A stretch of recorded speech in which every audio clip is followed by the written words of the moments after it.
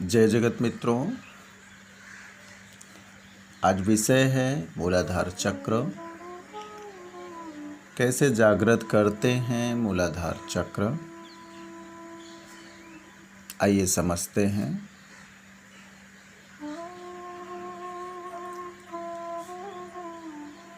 अध्यात्म विज्ञान में 5 कोषों का जिक्र है। मूलाधार चक्र में 4 प्रकार की विशेष ऊर्जाएं होती हैं 4 पंखुड़ियों में। धर्म, अर्थ, काम, मोक्ष।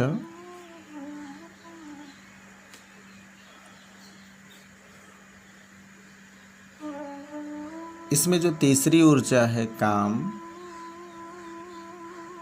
उसका मतलब है कि व्यक्ति वासनाओं में, भोग में लिप्त रहता है। जब व्यक्ति वासनाओं, भोग से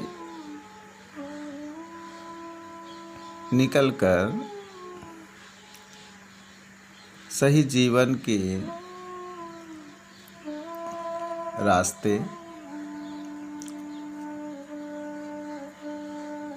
अन्नमय कोश के द्वार से निकलकर प्राणमय कोश के अंदर प्रवेश कर जाता है, तो उसे मूलाधार चक्र का जागृत होना कहते हैं।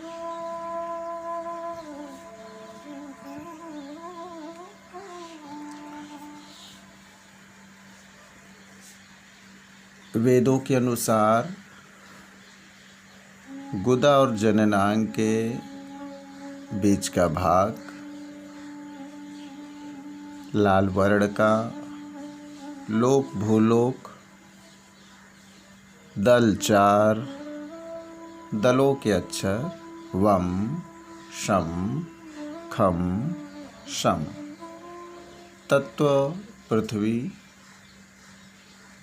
बीज लम, वाहन ऐरावत, गुण गंध, देव शक्ति डाकिनी, यंत्र चतुष्कोण, ज्ञानेन्द्रिय नासिका, कर्मेंद्रिय गुदा, ध्यान का फल वक्ता, मनुष्यों में श्रेष्ठ, सर्वविद्या विनोदी, आरोग्यानंद, चित्त काव्य और लेखन में सामर्थ्य। आप देख रहे होंगे कि 4 तरह के जीवन के पुरुषार्थ इन्हीं 4 पंखुड़ियों में रहते हैं। मूलाधार चक्र की ये 4 पंखुड़ियाँ धर्म, अर्थ, काम, मोक्ष।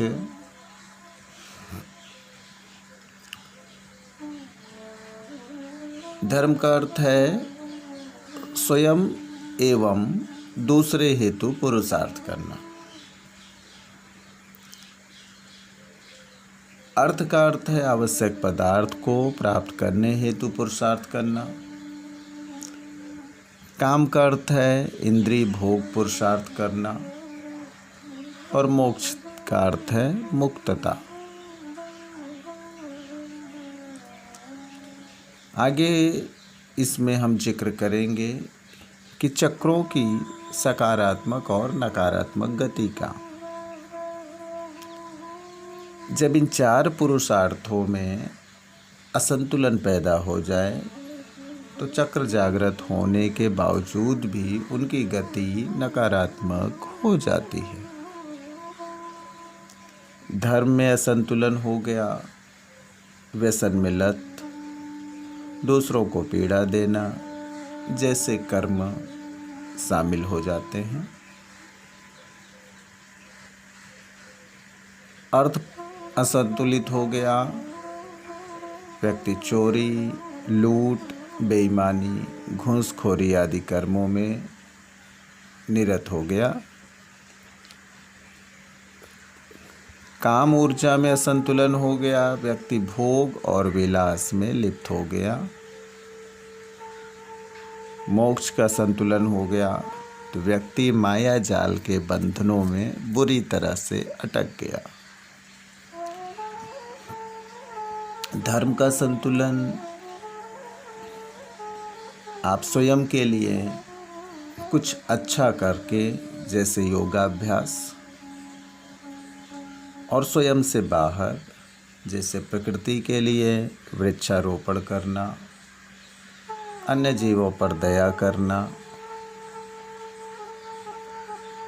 अर्थ का संतुलन, यदि आप किसी से कोई पदार्थ ले रहे हैं, अपनी मेहनत से अर्थोपार्जन किया गया धन, और उस धन से सही मूल्यांकन करके उस पदार्थ को प्राप्त कर रहे हैं। काम का संतुलन, आपके शरीर में जितनी भी इंद्रियां हैं उसका संतुलित होना।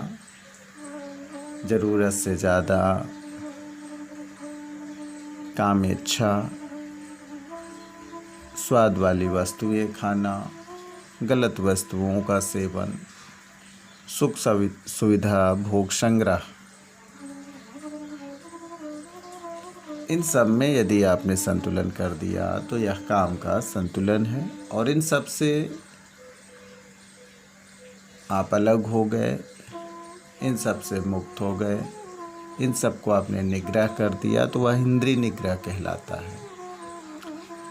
मोक्ष प्रत्येक इंद्रियों के निग्रह के साथ में उनके प्रति बंधे हुए बंधन, उनके प्रति के चाहनाएं, हर प्रकार की चाहनाओं से मुक्त हो जाना मोक्ष कहलाता है।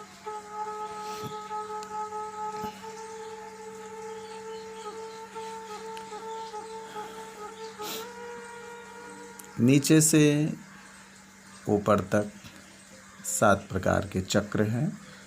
मूलाधार चक्र, स्वादिष्ठान चक्र, मणिपुर चक्र, अनाहत चक्र, विशुद्धि चक्र, आज्ञा चक्र और सहस्रार चक्र।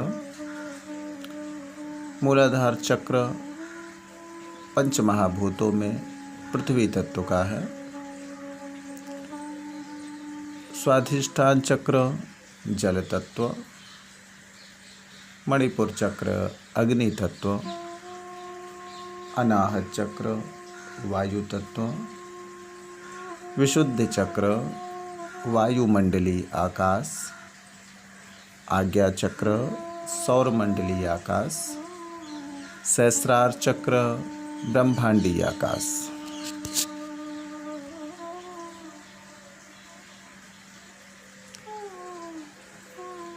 मूलाधार चक्र के अंतर्गत आने वाले अंग आपके जननांग से लेकर के पैर की उंगलियां, जिसको आप लोअर लिम्ब बोलते हैं, तो ये पूरा जननांग से लेकर के पैर की उंगलियों तक का भाग मूलाधार चक्र का पृथ्वी तत्व का होगा। जिस प्रकार जीवमंडल में पंच महाभूत में पृथ्वी तत्व सबसे भारी और सबसे नीचे और सबसे आधार पर स्थित है, उसी प्रकार शरीर में आधार पर स्थित यह लोअर लिम्ब का भाग पृथ्वी तत्व के अंतर्गत शामिल किया जाता है।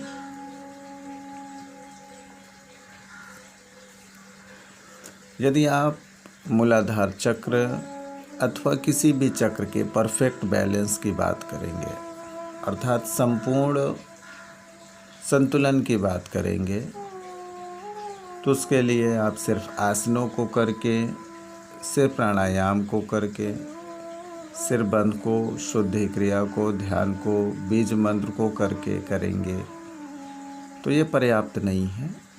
इसके लिए आसन, प्राणायाम, मुद्रा बंद, शुद्धि क्रिया, ध्यान, आहार, विहार, बीज मंत्र, सूर्य किरण चिकित्सा और रत्नों की चिकित्सा, कई चिकित्साओं का सम्मिश्रण, कई चिकित्साओं का कॉम्बिनेशन आवश्यक होता है। मूलाधार चक्र में 2 शब्द हैं, मूल और आधार। मूल अर्थात जड़, आधार अर्थात नींव। जैसे वृक्षों की जड़ होती है वह मूल कही जाती है, और जैसे इमारतों की नींव होती है वह आधार कही जाती है। जड़ हो या नींव, वह किसी भी भौतिक अस्तित्व को टिकाए रखने का, बनाए रखने का काम करता है और मजबूती देता है उसको स्थिर रखने की। उसी तरह से मूलाधार चक्र आपको टिकाए रखने, बनाए रखने और आपको स्थिर रखने की मजबूती देता है। यह चक्र आपकी रीढ़ की हड्डी के सबसे निचले भाग, आपके पहले 3 कशेरुक के आधार पर स्थित होता है और गुदा और जननांग के मध्य में होता है।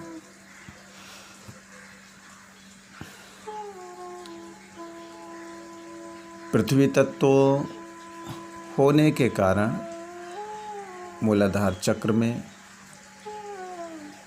निम्न गुण होते हैं जो आपके जीवन को प्रभावित करते हैं। पहला है स्थिरता का गुण।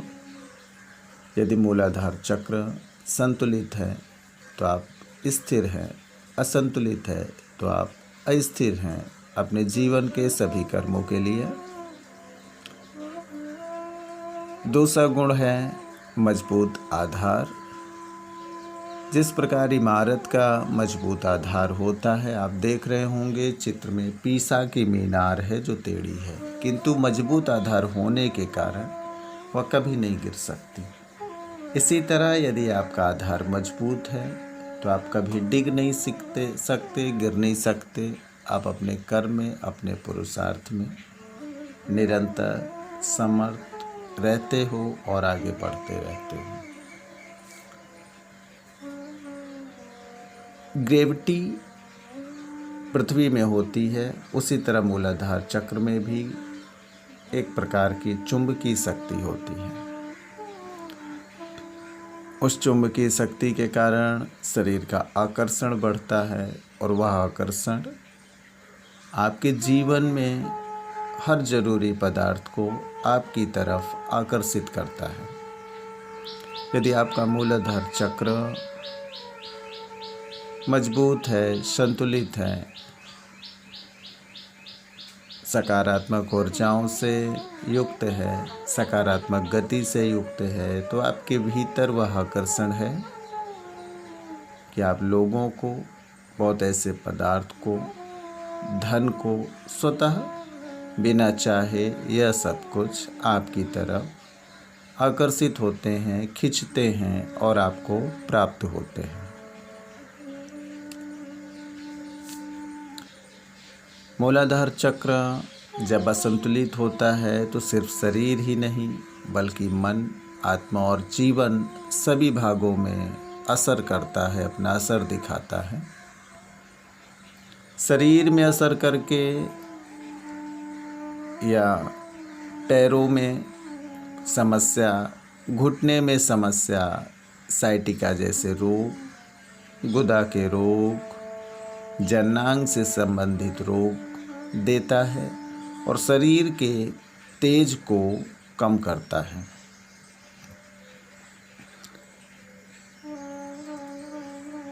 मन शरीर पर मन स्थिर नहीं रहता, कामुकता का भाव बना रहता है और उसके कारण धीरे धीरे नपुंसकता आती है। आत्मा के स्तर पर आत्मशक्ति कमज़ोर हो जाती है और स्वनियंत्रण में कमी आ जाती है। जीवन के स्तर पर व्यवसाय कमज़ोर हो जाता है, घर में कलह बन जाती है, कमजोरी और अस्थिर जीवन दिखाई देने लगता है।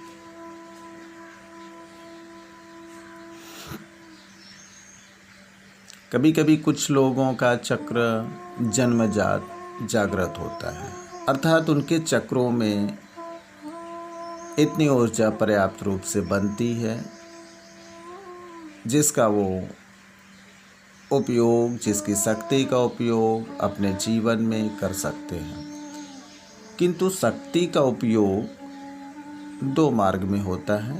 अगर उसकी शक्ति का साधनात्मक रूप से, आध्यात्मिक रूप से, धार्मिक रूप से, और ये चार पुरुषार्थ हमने जो बताए, धर्म अर्थ काम मोक्ष के रूप में सही अर्थों में हो रहा है, तो वह सकारात्मक गति मानी जाती है।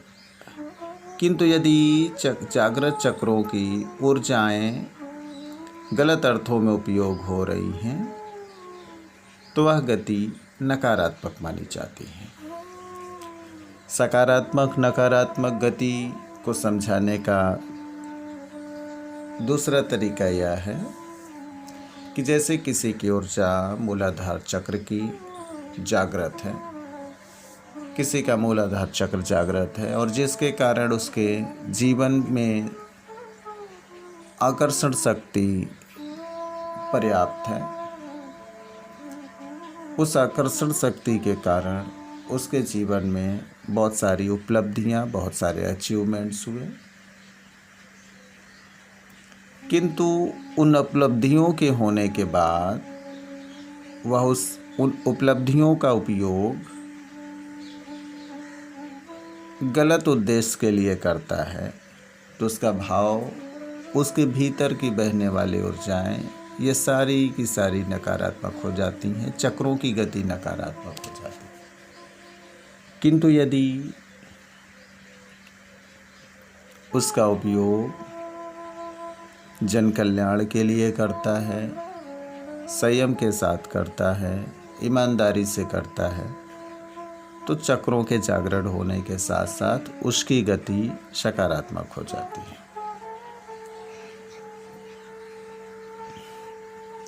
अतः सिर्फ चक्रों का जागरण ही महत्वपूर्ण नहीं है, बल्कि यह भी निर्भर करता है कि चक्रों की गति सकारात्मक है अथवा नकारात्मक। जागृत चक्रों के इंसान की चक्र गति यदि नकारात्मक है, तो वह शक्तिशाली होकर भी राक्षस प्रवृत्ति का बन जाता है, जैसे कंस। और यदि जागृत चक्रों के साथ चक्र गति सकारात्मक है, तो वह कृष्ण तुल्य हो जाता है।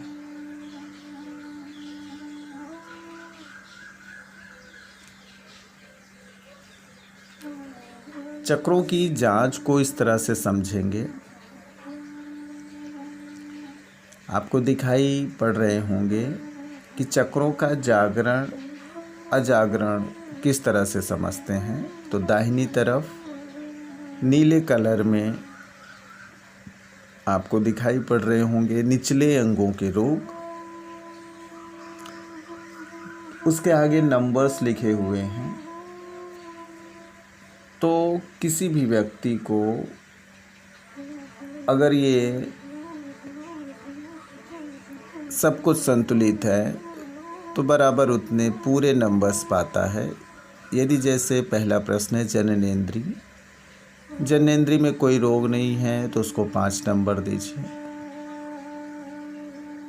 गुदा मार्ग में कोई नंबर नहीं है, तो 5 नंबर दीजिए। घुटने में कोई नंबर नहीं है, तो 5 दीजिए। अन्न में कोई नहीं है, तो 5 दीजिए। तो 0 में से 5 देते जाइए। यदि किसी में कोई है, तो उतने में 5 घटा दीजिए। कर्म में स्थिरता, कर्म में यदि अपने कर्म में व्यक्ति पूर्ण स्थिर है, तो 20 नंबर दीजिए। नहीं स्थिर है, तो 20 घटा दीजिए। अधूरा कार्य छोड़ने की आदत, यदि कोई भी कार्य बीच में छोड़ने की आदत बन गई है, तो 20 नंबर दीजिए, अन्यथा नंबर को 20 कम कर दीजिए। वर्तमान जीवन में यदि संतुष्ट है, तो 20 नंबर, असंतुष्ट है तो 20 नंबर काट दीजिए। ये है चक्रों का संतुलन और असंतुलन। इसमें हमने पहले दिया हुआ है कि लगभग 30 से 60 के बीच यदि किसी के नंबर्स आते हैं, तो वह संतुलित है।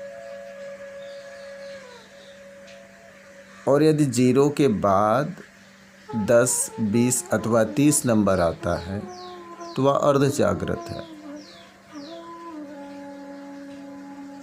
और यदि 0 नंबर आता है तो वह चक्र निष्क्रिय होता है। कर्म गति की जांच अर्थात चक्रों की जांच, चक्रों की गति की जांच कि चक्र सकारात्मक गति में है अथवा नकारात्मक गति में। व्यक्ति जो कर्म कर रहा है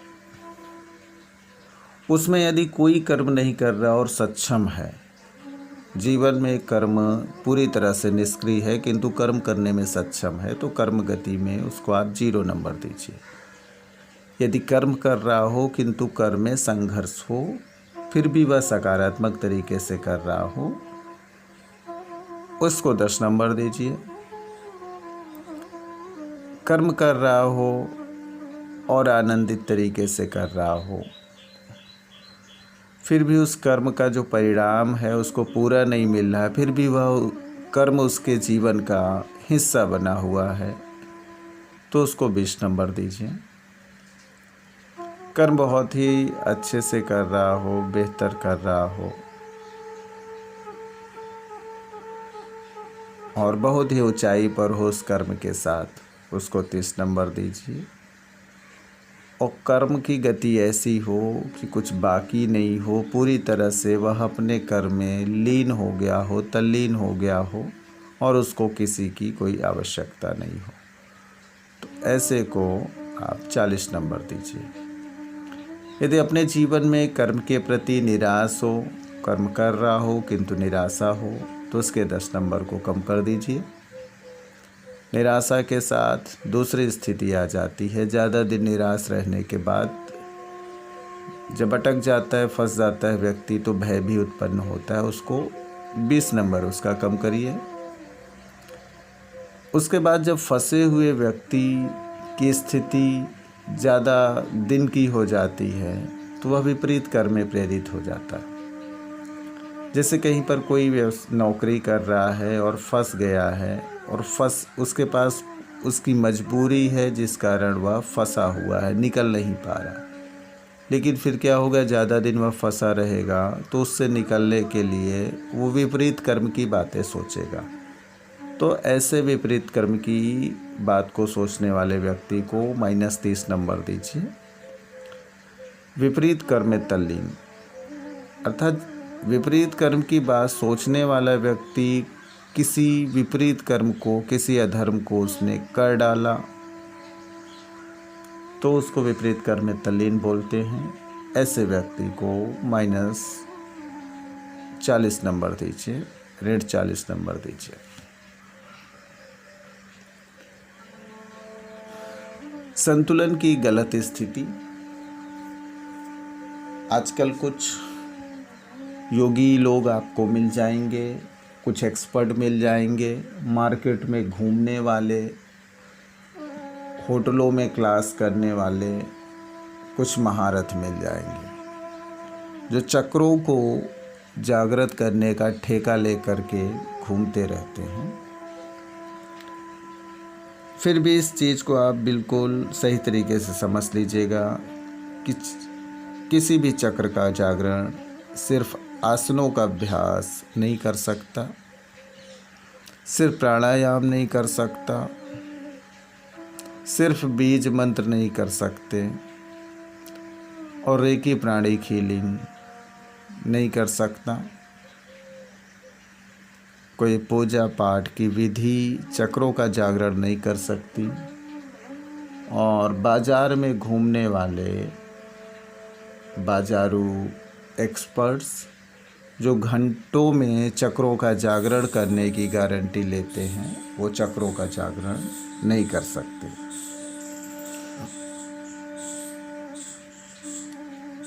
चक्रों के जागरण के लिए योग आवश्यक है। योग अर्थात अष्टांग योग, यम नियम आसन प्राणायाम प्रत्याहार धारणा ध्यान समाधि। यम और नियम, बिना इसकी यात्रा किए कोई भी आसन और प्राणायाम बेकार होता है। तो योग को पूरा साधने की साधना, उसके साथ बीज मंत्रों की सही साधना। आजकल बाज़ार में बीज मंत्रों की गलत विधि देखने को मिल रही है। कभी भी कोई भी बीज मंत्र चिल्ला करके नहीं बोला जाता है। बीज जमीन में दबा होता है। नमी वाली मिट्टी में हवा और धूप को ऊपर से प्राप्त करता हुआ बीज जमीन में छिपा होता है, जो कभी दिखाई नहीं देता है। यदि बीज मंत्रों की चैंटिंग बोल करके की जाएगी तो बीज मंत्र दिखाई देते हैं। इसलिए बीज मंत्र को बोल करके चैंट करने का, उच्चारण करने का कोई भी विधान नहीं है। प्राकृतिक साधना, प्रकृति की साधना, पंच महाभूत, सभी जीव जंतु के साथ व्यवहार रखना, इनको समझना, ये प्राकृतिक साधना कहलाती है। उसी तरह से आहार विहार प्रकृति के साथ रखना। आहार विहार चर्या और संयम की संतुलित, समुचित, सात्विक और आध्यात्मिकता से जुड़े हुए पंच महाभूत के ही आहार, और जो शरीर में बेजातीता को, टॉक्सिन्स को ना जमा करते हों, ऐसे आहार। विहार, पंच महाभूत के अलग अलग स्थान होते हैं और उसी स्थानों से संबंध बना करके रखना। जब आप बंद कमरे में रहने लगते हो भौतिक संसाधनों के साथ में, तो वहाँ पर पंच महाभूत की अनुपलब्धता हो जाती है। आपको पंच महाभूत की उपलब्धता के साथ रहना है। और संतुलन में 1-2 घंटे नहीं, संतुलन में समय लग सकता है 1 से 3 माह तक का, क्योंकि कोई अस्थिर है तो उसको स्थिर होने में वास्तव में पूर्ण तरीके से समय लगता है। 1 से 3 माह का समय लगता है।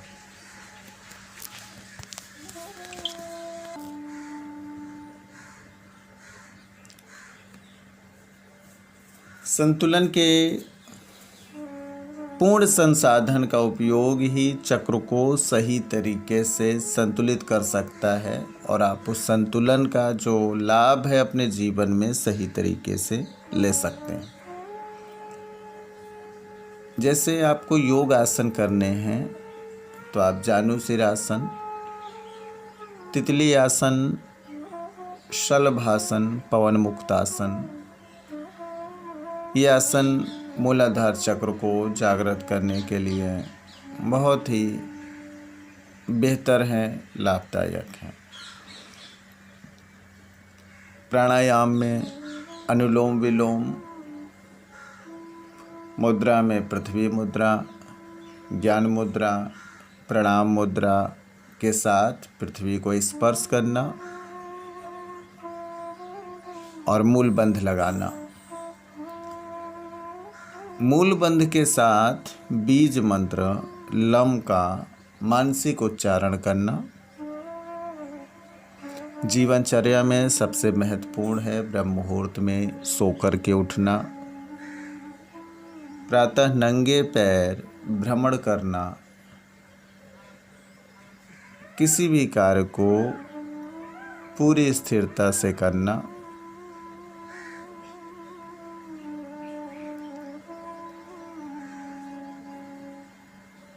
मूलाधार चक्र की ऊर्जा को बढ़ाने के लिए कांच की बोतल में पीने का जल रख करके नीचे और ऊपर, नीचे लकड़ी का पटा रख करके ऊपर लकड़ी का ढक्कन लगा करके पूरे दिन सूर्य के नीचे उसको तप्त करते हैं। और दूसरे दिन जब भी जल पीते हैं, पीने के जल में 1 चम्मच सूर्य तप्त जल डाल करके इसको लगातार पीते हैं। जितने भी अन्न होते हैं, अनाज होते हैं, वह सभी पृथ्वी तत्व के अंतर्गत आते हैं। तो अनाज की जो लेने की विधि है व्यक्ति की बदल जाती है। आजकल के अनाज में पर्याप्त रफेज न होने के कारण पेट में अशुद्धि जमा होती है और वह पेट की अशुद्धि शरीर के अन्य ऑर्गन्स को नकारात्मक असर देती है। तो इससे बेहतर है कि कुछ दिन अंकुरित के ऊपर कल्प करें। रोटी को, चावल को इस तरह से अन्न को पका करके लेना बंद करके अंकुरित को लेना शुरू करें। अंकुरण में सबसे अच्छा अंकुरण गेहूं का। गेहूं के साथ में आप मूंग, मसूर, मूंगफली, चना की कुछ प्रतिशत 5-10% मात्रा मिला करके साथ में रख सकते हैं, सेवन कर सकते हैं। जितनी भी ज्ञानेंद्रियां हैं, जितनी भी कर्मेंद्रियां हैं, ये सभी सही मार्ग की तरफ काम करें, भटके नहीं। इंद्रिय निग्रह सबसे महत्वपूर्ण है। इंद्रिय से संबंधित भोग की लालसा, पर स्त्री की चाहनाएं, ऐसे भाव से बिल्कुल शुद्ध हो जाना, मुक्त हो जाना, इस चक्र को निरंतर संतुलित रख सकने और सकारात्मक गति दे सकने के लिए फायदेमंद है। तो मित्रों, मूलाधार चक्र को साधना आसान नहीं है, किंतु यदि इस साधना को संपूर्ण तरीके से निरंतर नियमित तरीके से अभ्यास क्रम में लाया जाए तो यह साधा जा सकता है। मूलाधार चक्र यदि आपने साध लिया तो आप जीवन में अन्य चक्रों को और अपने कुंडलिनी जागरण को साध सकते हो, किंतु अन्य चक्र अथवा खास करके कुंडलिनी जागरण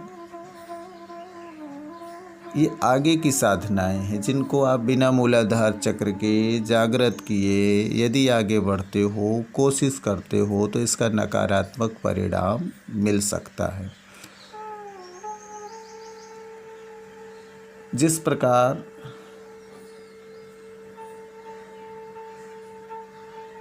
कहीं भी आपको जाना है, पर्वत पे चढ़ना है तो सबसे पहले पर्वत के निचले हिस्से से शुरुआत करनी पड़ेगी, फिर धीरे धीरे आपको बीच के हिस्से में आना पड़ेगा, फिर चोटी पे पहुंचना पड़ेगा। आप डायरेक्ट चोटी पे नहीं पहुंच सकते। उसी तरह चक्रों की साधना के लिए सबसे पहले है मूलाधार चक्र, और मूलाधार चक्र यदि आपका सध गया तो कोई भी चक्र साधने में आपको समस्या नहीं होगी। आजकल बहुत सारे धार्मिक केंद्रों को मैंने देखा है कि जहाँ सीधे सीधे आज्ञा चक्र पर साधना करवाते हैं अथवा अनाहत चक्र पर साधना करवाते हैं।